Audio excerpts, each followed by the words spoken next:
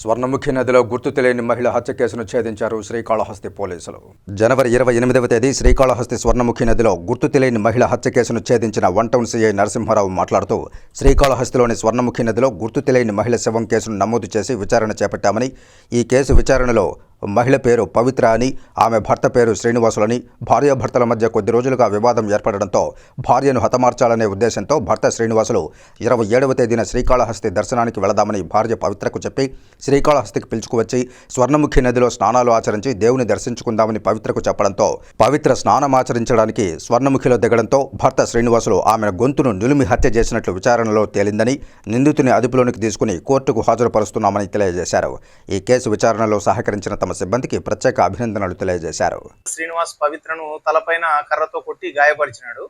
ఆ గాయపరిచిన ట్రీట్మెంట్ లో భాగంగా వాళ్ళు 13వ తారీఖు తిరుపతి రమాదేవి హాస్పిటల్ జాయిన్ అయ్యారు. అక్కడ తర్వాత అక్కడ ట్రీట్మెంట్ తీసుకుంటూ 24వ తారీఖు మధ్యాహ్నం 3 గంటలప్పుడు అట్లా వాళ్ళు డిశ్చార్జ్ అయ్యి తన భర్త డిశ్చార్జ్ చేసుకుని ఆమెను తీసుకొని వచ్చినాడు.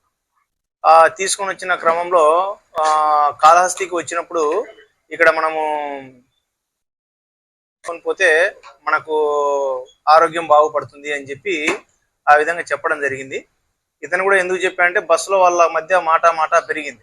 నువ్వు ఇట్నే ఉంటావా, తాగుతూ ఉంటావా, ఎప్పుడు నన్ను కొడుతూనే ఉంటావా, నువ్వు మారవా అని చెప్పి ఆ విధంగా అతన్ని ప్రశ్నించింది.